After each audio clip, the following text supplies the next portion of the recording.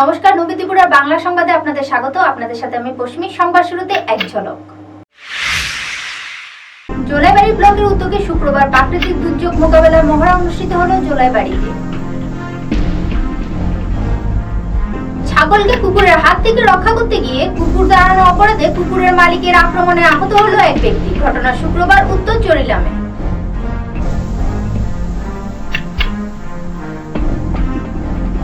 রাজ্যে 4টি বিধানসভার আসন্ন উপনির্বাচনের সবচেয়ে মর্যাদাপূর্ণ আসন হয়ে দাঁড়িয়েছে টাউন বরদলিয়া কেন্দ্র। জয়ের জন্য মরিয়া সব দলের প্রার্থীরা, চলছে সব দলের ঝড়ো প্রচার। বিলুনিয়ার সাংবাদিক সুমন নাগের বিরুদ্ধে কুৎসা অপপ্রচারে ছড়ানোর দায়ে বিলুনিয়ার বিধায়ক অরুণ চন্দ্র ভৌমিককে উকিলের নোটিশ দিল সাংবাদিক তথা আইনজীবী সুমন নাগ।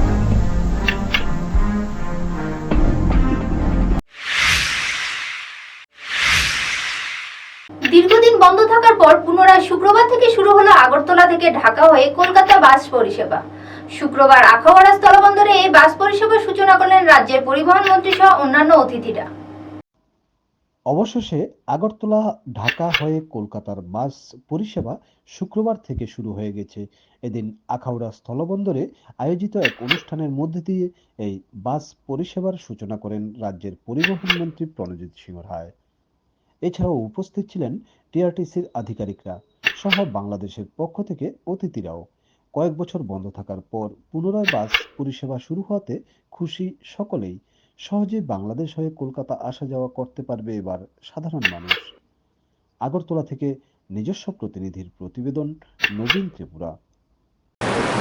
যারা ঢাকা হয়ে কলকাতা যাচ্ছেন, আমাদের 22 জন আছে আমাদের ভারতীয় নাগরিক, আর 6 জন আছেন বাংলাদেশের নাগরিক।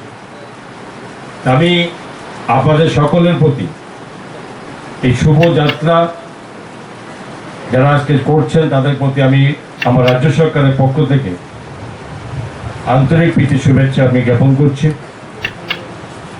এবং এটা ঠিক সঙ্গে সঙ্গে এটাও বলবো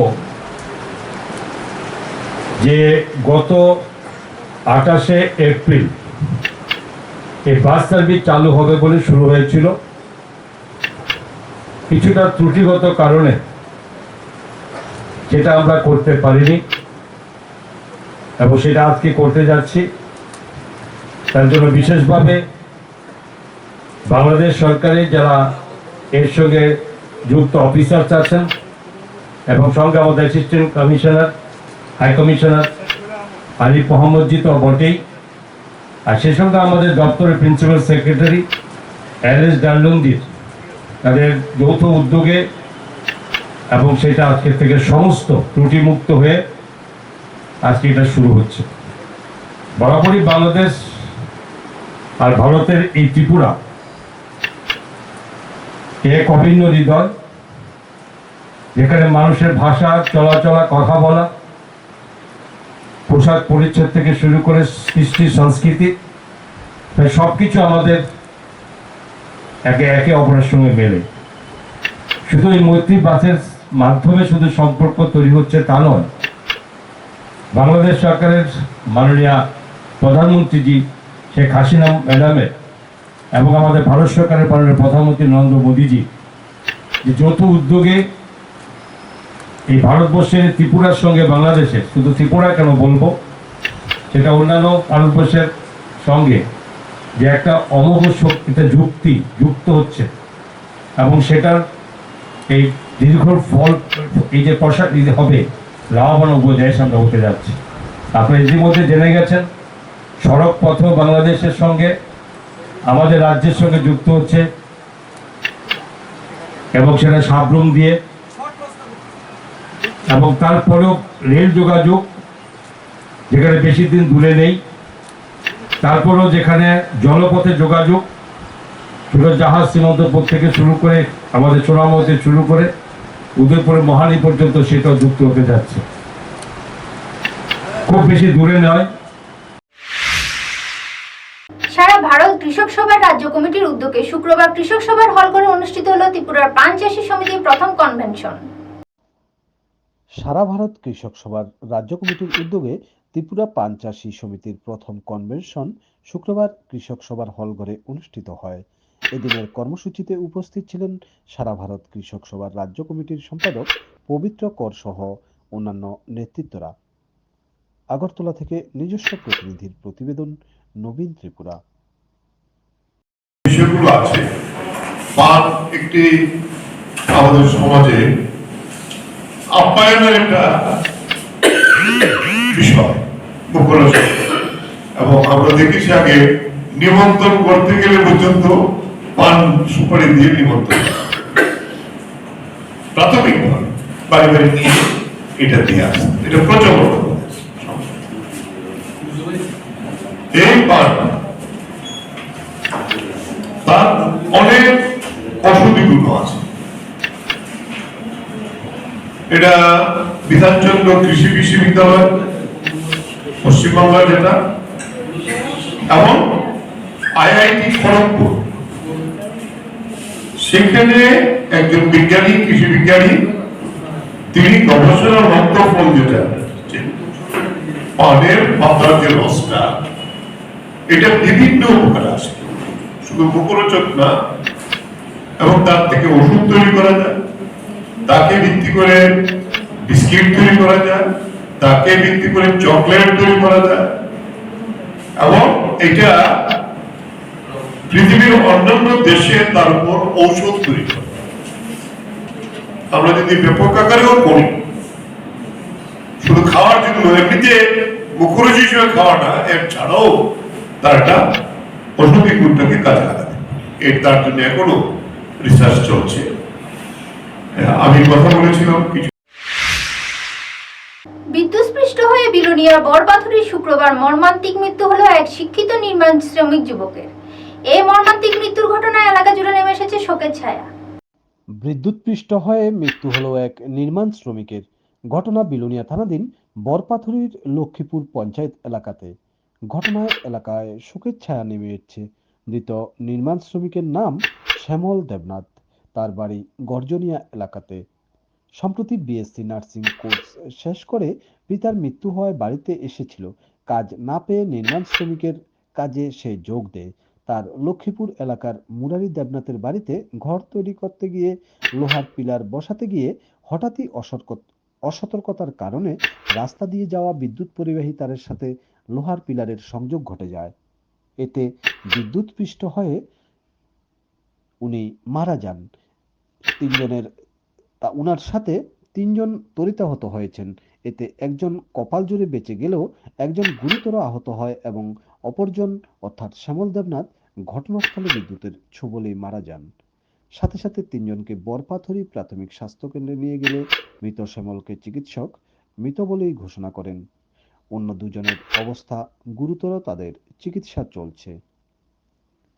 বিলোনিয়া থেকে নিজস্ব প্রতিনিধির প্রতিবেদন, নবীন ত্রিপুরা। আমার নাম মুরালি দেবনাথ। হ্যাঁ, মুরালি দেবনাথ। আচ্ছা, কি কাজ চলতেছিল? ঘরের কাজ করতে আছে। হ্যাঁ, তো তারা হিটার উঠে চলে গেছে, মানে এটা রক্ত বাঁধে, এটা উঠাতে এটা এক সাইডে বসি রাস্তার তার লোকে লাগছে। কদ্দুর দূরে রাস্তার তার যেখানে বিল্ডিং উঠতেছে, কয়ার ডিস্টেন্স আছিল? হাত ফাঁসালি করবে, সাত ফাঁসালি কাটতে হয়ে গেছে গা। এত লম্বা মানে কি তার নিচে আছিল না ইয়ে লম্বা? এত লম্বা না, উপরে উঠে এটা হচ্ছে যে উপরে করতে থাকা না, বুঝলি? আচ্ছা, উপর দিন আগে দিয়ে আনতে ওই তো ঢুকে গেছে, কোনো খেয়াল না। আচ্ছা, যে মারা গেছেন নাম জানেননি? না জাম গাড়ি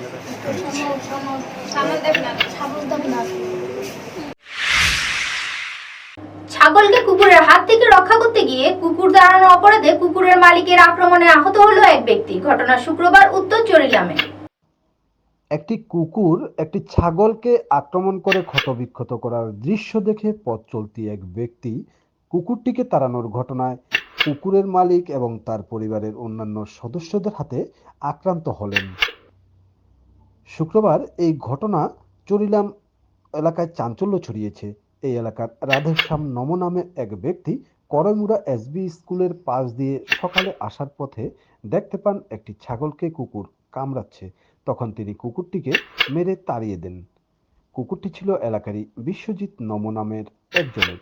রাধেশ্যাম কেন কুকুরকে তাড়ালেন এ নিয়ে বিশ্বজিৎ নম বিশ্রীভাবে গালিগালাজ করেন এবং কিছুক্ষণ পর বিশ্বজিৎ ও তার ভাই প্রদীপ নম রাধেশ্যামের বাড়িতে গিয়ে তাকে দা কোদাল নিয়ে রাধেশ্যামকে আক্রমণ করে বসে। কাকাকে মারতে দেখে রাধেশ্যামের ভাতিজা অমিত নম মিঠু নম দৌড়ে আসলে তাদেরও মারধর করে দুই ভাই।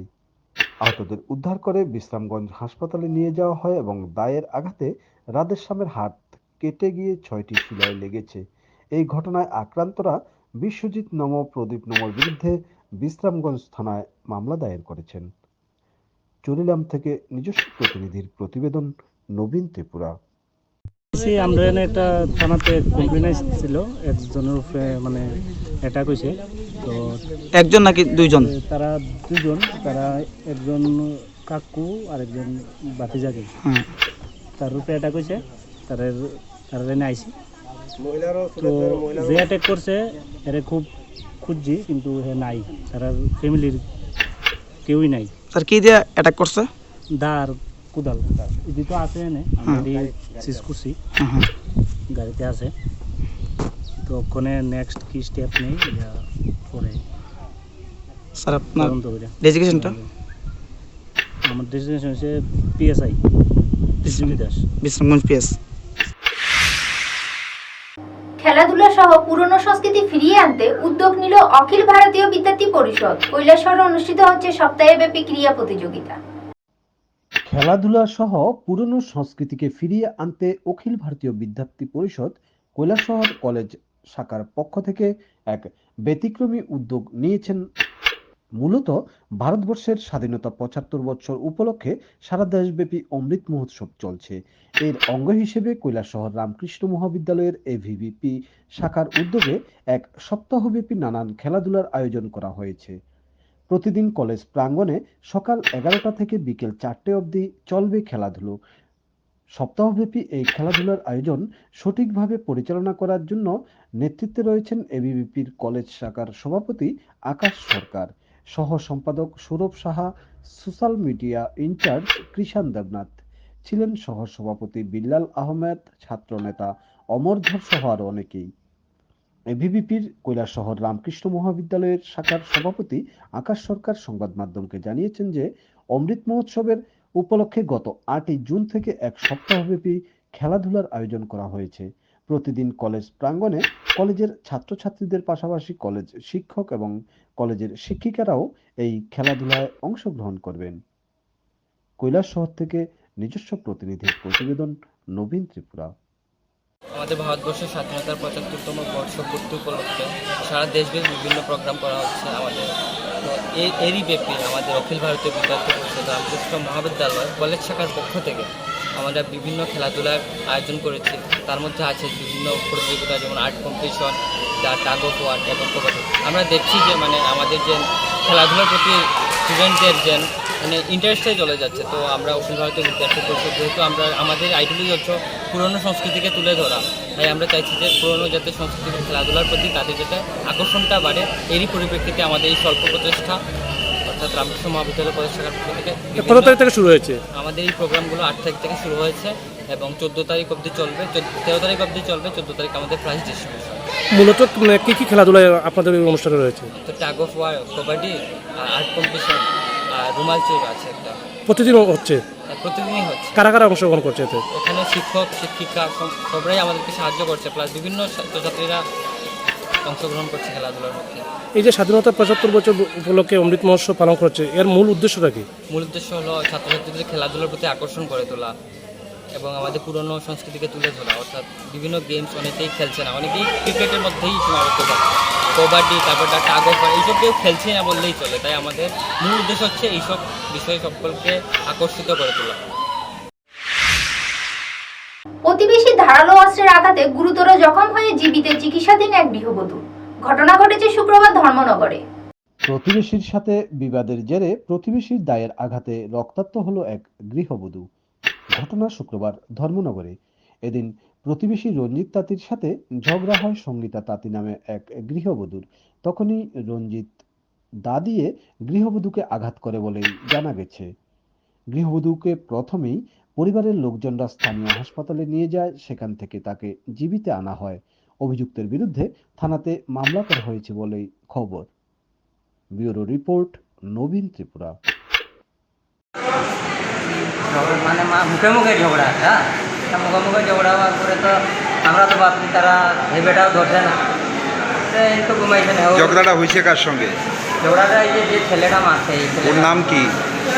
রঞ্জিত আছে। রঞ্জিত তাঁতি। এই কি দিয়া মারধর করছে? দা দিয়া, দা দা দা দিয়া। কোন জায়গাতে আঘাত করছে? তো মাথা করছে, হাতও করছে। তারপর কোন হাসপাতাল নিছেন প্রথমে? ওই যে আমরা চন্দ্রপুর ধর্মনগর, তারপর এইখান থেকে ট্রান্সফার দিতে কোথায় আর করতে লাগে। এখন অবস্থা কিরকম? অবস্থা তো বেশি ভালো না। এই যে চুরিটার উপরে যে ছেড়টা পড়ছে, এই চুরিটা এখনো হাড্ডির লোকে লাগিয়ে রয়েছে, বার হইতে আসে। পুলিশে জানাইছেন নি বিষয়টা? এটা সব জানা আছে। কেস করছে? এই হয়েছে কয়জনের বিরুদ্ধে? একজনের বিরুদ্ধে, একজনেই তো করছে মাছটা। আটক করছেনি পুলিশে? গেছে, তারা তো ধরিয়ে আনার কথা। কারণ গিয়া নিয়ে আইলা না, না এটা তো আমরা কইতে পারি না, আমরা তো ট্রান্সফার দিয়ে আইছি। ওনার নাম কি? আর রঞ্জিতা তাঁতি, ম্যাডাম রঞ্জিতা তাঁতি, রঞ্জিতা তাঁতি। মহিলার নাম? সঙ্গীতা, সঙ্গীতা, হ্যাঁ। সঙ্গীতা তাঁতি। হ্যাঁ। বয়স কত? 32। বাড়ি কোন জায়গায়? আপলক 18 নম্বর। স্বামীর নাম কি? মদন তাঁতি, মদন তাঁতি। বিলোনিয়ার সাংবাদিক সুমন নাগের বিরুদ্ধে কুৎসা অপপ্রচারে ছড়ানোর দায়ে বিলোনিয়ার বিধায়ক অরুণ চন্দ্র ভৌমিককে উকিলের নোটিশ দিল সাংবাদিক তথা আইনজীবী সুমন নাগ। বিলোনিয়ার বিধায়ক অরুণ চন্দ্র ভৌমিকের বিরুদ্ধে উকিল নোটিশ করল প্রাক্তন সাংবাদিক তথা আইনজীবী সুমন নাগ।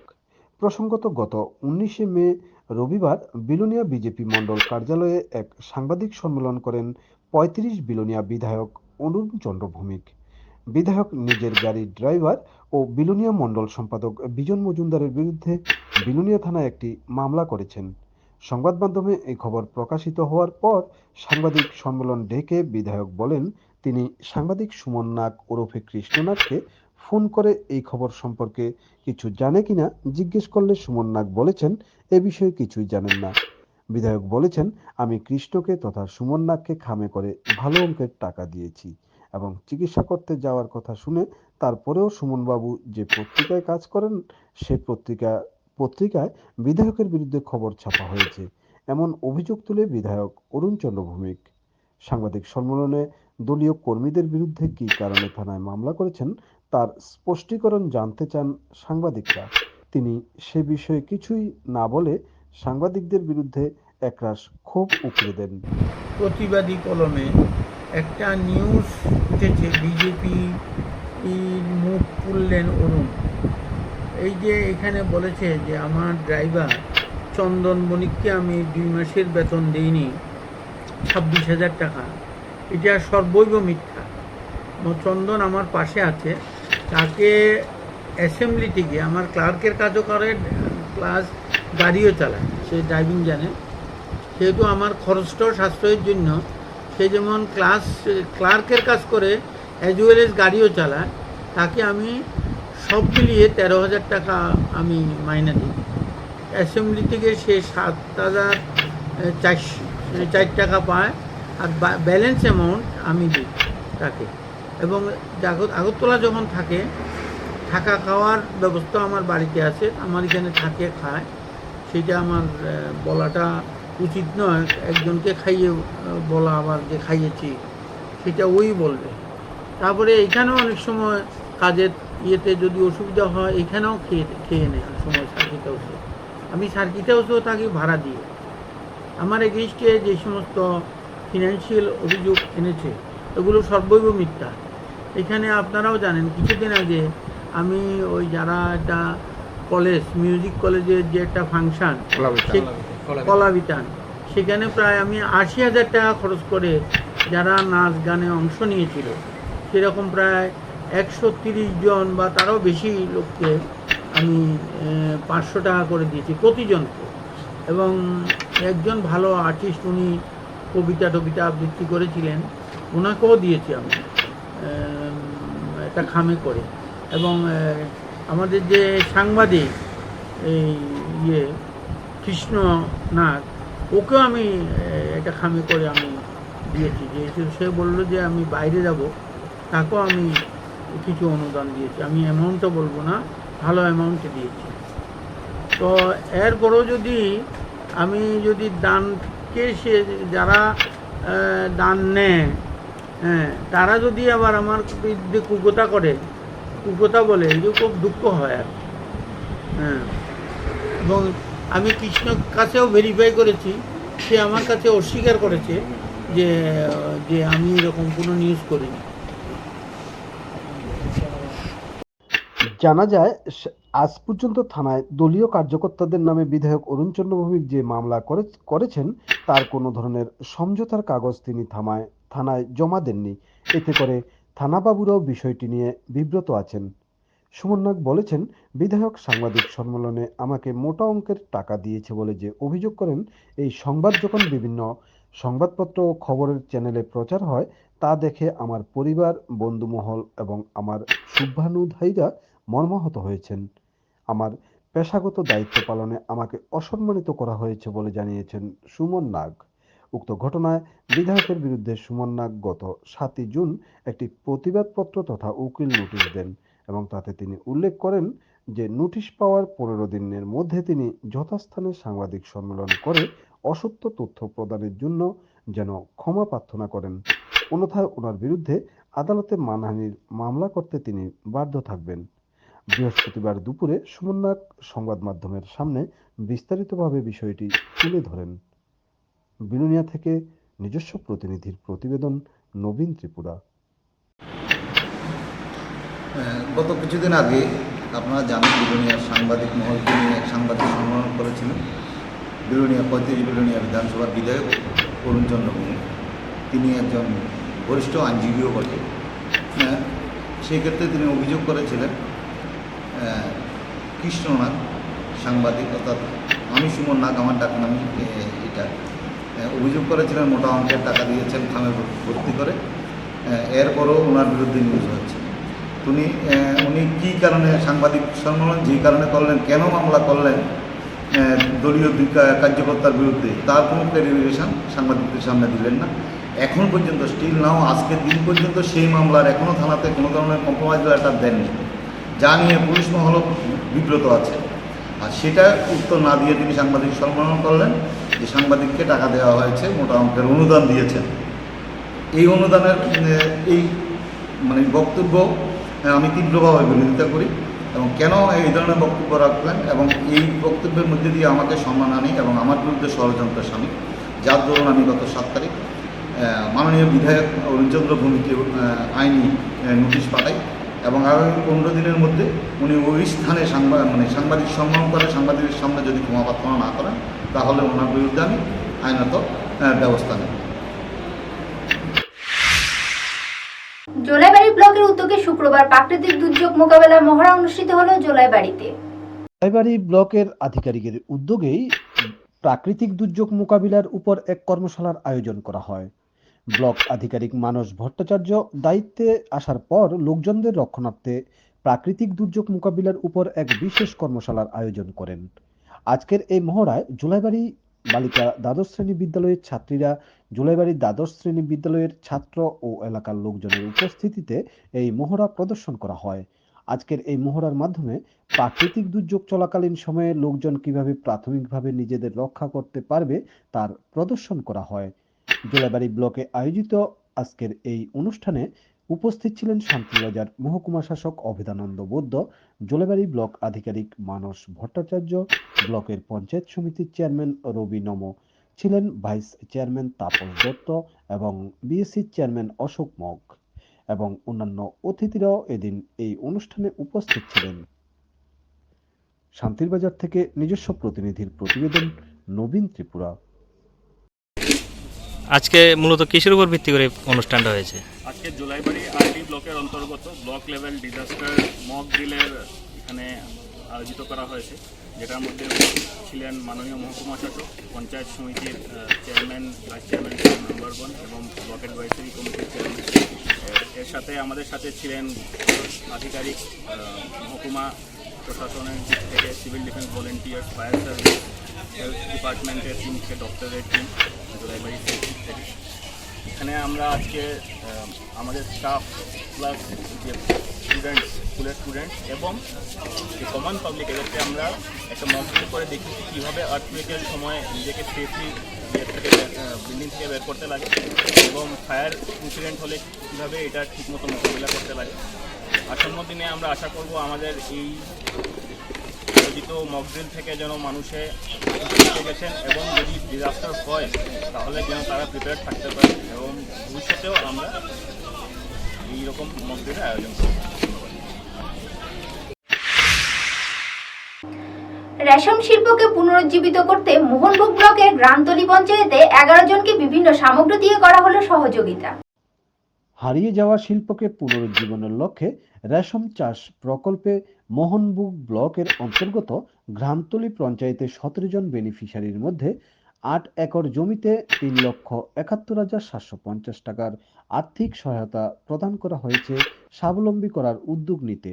এই প্রকল্পের মাধ্যমে 17 জনের মধ্যে 11 জন কৃষককে জলসেচের জন্য 1 HP মোটর এবং একটি করে পাইপ প্রদান করা হয়েছে। প্রথম দফায় 10 কেজি 300 গ্রাম উৎপাদিত রেশম গুটি ইতিমধ্যেই বাজারজাত করা হয়ে গেছে। জনতার সরকার গ্রামের কৃষকদের আয় দ্বিগুণ করার লক্ষ্যে কৃষকের জীবনমান এবং অর্থনৈতিক অবস্থার মানোন্নয়নে সচেষ্ট ও বদ্ধপরিকর। এই তুঁত বাগান পরিদর্শনকালে উপস্থিত ছিলেন মোহনভোগ পঞ্চায়েত সমিতির ভাইস চেয়ারম্যান জিতেন্দ্র দাস, গ্রামতলী গ্রাম পঞ্চায়েতের প্রধান বাদল দত্ত। আরও উপস্থিত ছিলেন রেশম শিল্প দপ্তরের আধিকারিকরা। মেলাগড় থেকে নিজস্ব প্রতিনিধির প্রতিবেদন, নবীন ত্রিপুরা। আমি পূর্ণিমা ভৌমিক, গ্রামতলী পঞ্চায়েতের গরুবান্ধের বাসিন্দা। আমি আমার সোহাকানি জায়গা আছে। আমি আমার সরকার থেকে 22,400 টাকা দিছে, চারাও দিছে। আমি এটাতে তুঁত বাগান করছি, আমার স্টেজ সব কিছুই দিছে, আর পোকাও দিছে। আমি পোকা পালন করছি, 280 টাকা দরে আমি গুটি বিক্রিও করছি। ভবিষ্যতে আমার এই জায়গাটাতে আমি আরও উন্নত চাষ করতে চাই, আর এটাই আমার ভবিষ্যতে পরিকল্পনা। রাজ্যে 4টি বিধানসভার আসন্ন উপনির্বাচনের সবচেয়ে মর্যাদাপূর্ণ আসন হয়ে দাঁড়িয়েছে টাউন বরদলিয়া কেন্দ্র। জয়ের জন্য মরিয়া সব দলের প্রার্থীরা, চলছে সব দলের ঝড়ো প্রচার। রাজ্যের 4টি বিধানসভা শূন্য আসনে উপনির্বাচনের অন্যতম নজরকাড়া আসন হল টাউন বরদোয়ালি কেন্দ্রটি। আসনটি শাসক দলের কাছে বেশ মর্যাদাপূর্ণ আসন। এই আসনে বিজেপি প্রার্থী খোদ রাজ্যের মুখ্যমন্ত্রী ডাক্তার মানিক সাহা। ফলে প্রার্থী সহ গোটা দল এই আসনে জয়ের জন্য যেমন মরিয়া হয়ে উঠেছে, তেমনি এই কেন্দ্রের প্রাক্তন বিধায়ক তথা উপনির্বাচনে কংগ্রেস প্রার্থী আশিস কুমার সাহা আবারও এই আসন থেকে জয়ী হতে জোরদার প্রচার চালাচ্ছেন। এই আসনে বামফ্রন্টের প্রার্থী হিসেবে রয়েছেন ফরওয়ার্ড ব্লকের রঘুনাথ সরকার। ব্রাহ্মেরাও প্রচারে বেশ জোর কদমে নেমে পড়েছে। রয়েছে তৃণমূল কংগ্রেস প্রার্থীও।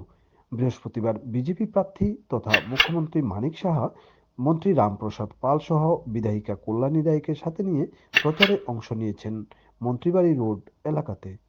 বাড়ি বাড়ি গিয়ে ভোট প্রার্থনা করেন এবং কংগ্রেস প্রার্থী আশিস কুমার সাহা এদিন জোরদার প্রচার চালিয়েছেন। তিনিও নির্বাচনে জয়ী হওয়ার জন্য সম্পূর্ণভাবে ঝাঁপিয়ে পড়েছেন এলাকাগুলিতে। নিজ নির্বাচনী ক্ষেত্রে এবার এই মর্যাদার লড়াইতে জয়ী হতে প্রার্থী দিনরাত খেটে চলেছেন। ব্যুরো রিপোর্ট, নবীন ত্রিপুরা। খুব চেষ্টা করছি এবং আমার সব জায়গায় যেখানেই যাচ্ছি কোনো না কোনোভাবে আগরতলায় মানুষ জন্মের থেকে এখানে সব মানুষের সাথে বিভিন্ন যেসব আমার কর্মকাণ্ড আছে সবার সাথে পরিচিত। আবার পুরনো যেসব ব্যাপারগুলো আবার চলে আসছে, নস্টালজিক ফিল করছি। তো শুধু ভোটের জন্য না, ওদের সাথে আবার পরিচয় হওয়ার সুবাদে খুবই ভালো লাগছে। রেসপন্স তো 100%, মানে খুব ভালো লাগছে। এবং যদি এইভাবে আমি সব জায়গায় যেতে পারি তাহলে কত পার্সেন্টেজ আমি বলতে পারবো না, তবে সময় খুব কনস্ট্রেইন। তবে দেখছি, চেষ্টা করছি সবার কাছে যেন পৌঁছতে পারি। 1-2টা জায়গায় দেখা গেছে মানে বার্তা বিভিন্ন বিষয় নিয়ে আপনাকে অভিযোগ জানিয়েছে, সেই বিষয়ে একজনও আমাকে অভিযোগ করেনি এখন অবধি। এটা একদমই না, সেই রকম প্রশ্নই আসেনি। কারণ এটা একটা, এখন আমি যখন যাচ্ছি মানুষের কাছে জাস্ট আমার পরিচয়টা আবার নতুনভাবে জোড়া লাগাচ্ছি। বাকি দাবি দেওয়া নিয়ে এখন পর্যন্ত কেউ কিচ্ছুই বলেনি। খালি জলের একটা সমস্যা ছিল, সেটাও তারা বুঝে সব জানে এবং আমরা চেষ্টা করি যাতে জল, ওরা এটাও বলছে যে জল বেশিক্ষণ থাকে না, তো ওই একটাই প্রবলেম খালি বলছে, বাকি সব ভালো। জল জমা থেকে চরিলামবাসীকে মুক্ত করতে উদ্যোগ নিল পঞ্চায়েত কর্তৃপক্ষ। শুক্রবার ড্রজার লাগিয়ে সাফাই করা হলো ড্রেন। গত দিন তিনেক আগে 2 ঘন্টার মুষলধারে বৃষ্টিতে একবারে জলমগ্ন হয়ে পড়েছিল চরিলাম বাজার সংলগ্ন রামকৃষ্ণ আশ্রম থেকে নেতাজি প্যাক্স পর্যন্ত জাতীয় সড়কটি। জাতীয় সড়কে গলা সমান জল হয়ে গিয়েছিল, যার ফলে 1 ঘন্টা যান চলাচল বন্ধ ছিল। দুর্ভোগ পোহাতে হয়েছিল পথচারী থেকে যাত্রী সাধারণ সবাইকেই। রোগী নিয়ে অ্যাম্বুলেন্স পর্যন্ত আটকে পড়ে গিয়েছিল রামকৃষ্ণ আশ্রমের সামনে জাতীয় সড়কে।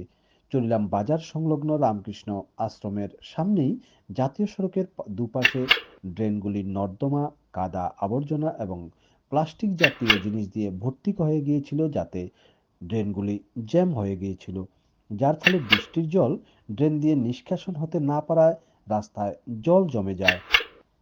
জাতীয় সড়ক নির্মাণ কর্তৃপক্ষকে বলা হয়েছিল পঞ্চায়েতের তরফ থেকে যাতে ড্রেনগুলো পরিষ্কার করে দেওয়া হয়, কিন্তু তাদের কোনো হুলদোল ছিল না, যার ফলে জনগণের দুর্ভোগ তৈরি হয়েছে। অবশেষে ড্রেন পরিষ্কারে এগিয়ে আসলো উত্তর চরিলাম গ্রাম পঞ্চায়েত। শুক্রবার সকালে ড্রজার লাগিয়ে ড্রেন পরিষ্কারের কাজ শুরু করা হয়েছে। চরিলাম থেকে নিজস্ব প্রতিনিধির প্রতিবেদন, নবীন ত্রিপুরা। মানুষের প্রথম কাজ হচ্ছে পরিবেশকে ঠিক রাখা।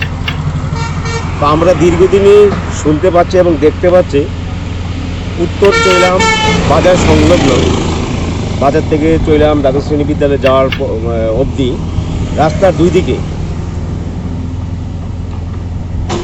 উন্নত জীব মানুষ তার বাড়িঘরের সমস্ত নোংরা আবর্জনা ড্রেনগুলির মধ্যে ফেলে রাখে। ড্রেনগুলি একদম বন্ধ হয়ে রয়েছে। তার জন্য যখন বৃষ্টি হয়, বৃষ্টির মধ্যে ড্রেনগুলি দিয়ে জল যাতায়াত করতে পারে না, জল যেতে পারে না। সেই জল আমাদের জাতীয় সড়কের মধ্যে উঠে এবং হাজার হাজার জনগণের কষ্ট হয়। এই অবস্থা দেখে উত্তর চরিলাম পঞ্চায়েত সেক্রেটারি, পঞ্চায়েত উপপ্রধান এবং এলাকার সমস্ত বিশিষ্ট গুণজনেরা সবাই মিলে আজকে ড্রজার এনে ড্রেনগুলি পরিষ্কার করা হচ্ছে, যাতে আগামী দিনে আর কোনো সমস্যা না হয় মানুষের চলার পথে। হ্যাঁ, যেন আগামী দিন মানুষের কোনো সমস্যা না হয়। এবং আমরা এই বার্তা দিতে চাই আজকে আপনাদের মাধ্যমে, যেন মানুষ তার পরিবেশকে ঠিক রাখে এবং সুস্থ রাখে, কারণ পরিবেশ ঠিক থাকলে আমরা সবাই বাঁচতে পারি। এটা কোথায় করা হচ্ছে? হয়তো উত্তর চরিলাম রামকৃষ্ণ আশ্রম সংলগ্ন এলাকাতে। নির্বাচন দপ্তরের উদ্যোগে শুক্রবার রাজধানীর মহিলা কলেজ অনুষ্ঠিত হলো ভোটারদের নিয়ে এক সচেতনতামূলক কর্মসূচি। শুক্রবার আগরতলা মহিলা কলেজের নির্বাচন দপ্তরের উদ্যোগে ভোটারদের নিয়ে এক সচেতনতামূলক কর্মসূচি পালন করা হয়। গণতান্ত্রিক অধিকার প্রয়োগে সাধারণ মানুষকে সচেতন করতেই এই উদ্যোগ নেওয়া হয়েছে। এদিন নির্বাচন কমিশনের পশ্চিম জেলা পর্যবেক্ষক ডক্টর পার্থসারথী মিশ্রের উপস্থিতিতে এই সচেতনতামূলক কর্মসূচি পালন করা হয়েছে। আগরতলা থেকে নিজস্ব প্রতিনিধির প্রতিবেদন, নবীন Tripura. The basic importance of election, why we are here, because participation in the electoral process is the true test of democracy. The more you participate, the democracy seems to be more inclusive.